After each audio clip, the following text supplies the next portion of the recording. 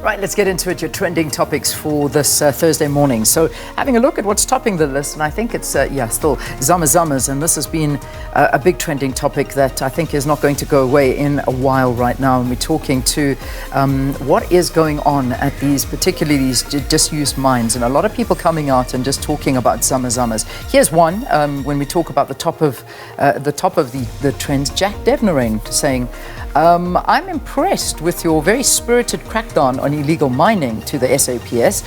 Did it really have to take the savage gang rape of 8 women for you to wake up to Zamazamas?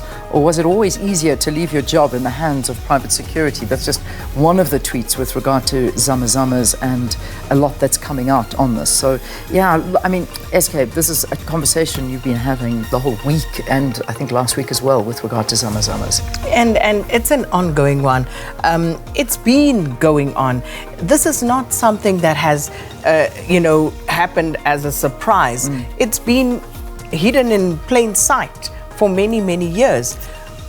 There are people who can tell you exactly what is going on there, what the operations are, the sort of monies that are exchanging hands, the sort of trade that is being had by those who operate and supply supplies and goods to the Zamazamas. All of these things have been going on for a number of years, and yet the authorities have stood idly by. And you have to follow the money here, because who ultimately benefits? Where does that money ultimately lead to, the money trail?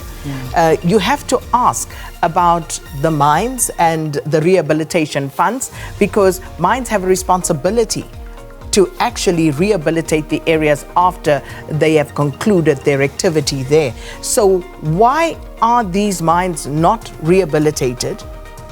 The mines need to answer, but government equally has to answer. Why are they not ensuring that there is compliance by the mines?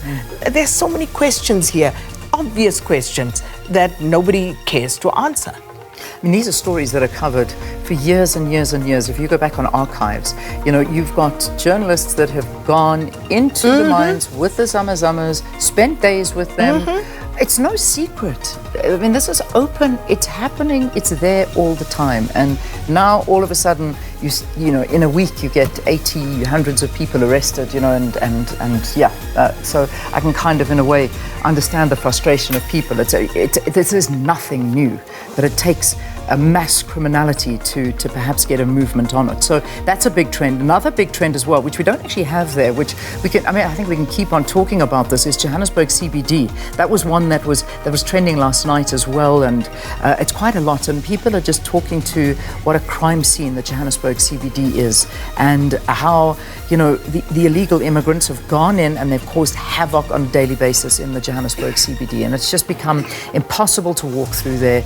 You're taking your life into your own hands if you do go there, and you look at the businesses and who runs the businesses there, and to find a South African run business is almost impossible, and people are angry about this. So I mean, as much as you talk about the Zamazamas, you also talk about what is going on in the Johannesburg CBD. And I'm not saying it's only Joburg CBD, but I'm just picking up the sense of what's happening on social media, because that is a massive talking point right now too. So incidentally, I spoke to a few producers here at SABC last week, in fact, it was the last week and the week before, and they were talking about these are people who actually had been to the CBD or commute through the CBD, and they were talking about how things had actually improved, talking about just how much safer it was, because there was greater visibility of Johannesburg Metro Police.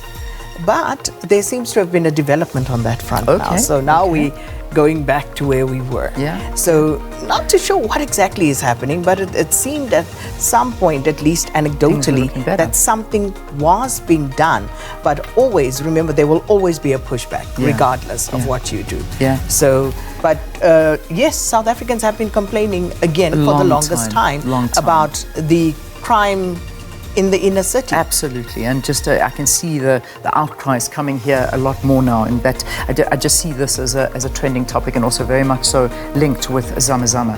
Dennis Bloom, there's a story we're reading in the news, and in fact I think it's linked to our question of the day. about getting rid of the COPE leader. So Dennis Bloem, not a happy man right now. So, and isn't it interesting? I mean, this is something that you thought you would never really see, is it? The Dennis Bloem asking for new young leadership, out with the old, in with the new at the Congress of the People. Yes. So essentially, if I understood this correctly, he's saying Mosiuoa Lekota should Vacate his the position. He must retire. and Because create space for young blood. people. He said he's tired. He said Mosiuoa Lekota is tired. It's time for him to go. He says some of the other quotes. He's saying that Dennis Bloem says COPE will remain a threat in this country. I'm just reading a couple of tweets coming from our colleague Samkele Maseko speaking about it. Ntate Lekota must blame himself for the situation he finds himself in, with people calling for him to step down. We couldn't see that he is no longer the energetic Terra Lekota we got to know. That's according to Dennis Bloem. Another one, it just goes on. So there's that pressure there. Dennis Bloem speaking against Lekota, saying he must go. So just to quote Dennis Bloem verbatim. Go for it.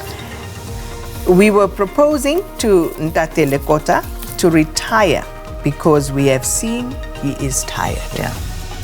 Unquote. That's it. I'm tired as well. Are you tired? I'm tired. I'm tired. Oh, that's going to open a can of worms. Don't start. No, I'm not even going to say anything.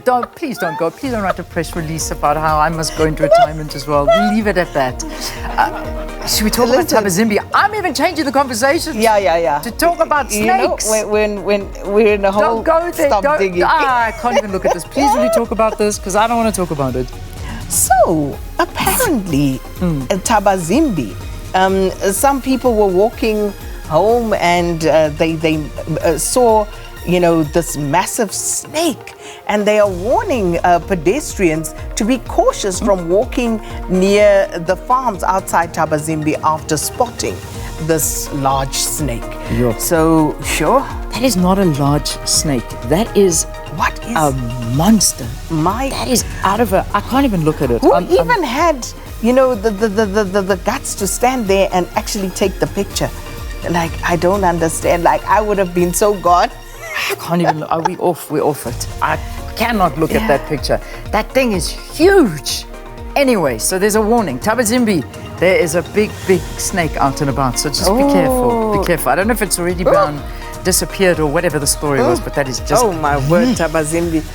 I'm going to Tabazimbi. Fortunately, I don't think I'm needed in Tabazimbi for anything anytime soon. All right, let's have a look at the question of the day, and it is relating to some of the comments made we spoke about them, Dennis Bloem, talking to the Congress of the People members, calling for party president Mosiuoa Lekota to step down.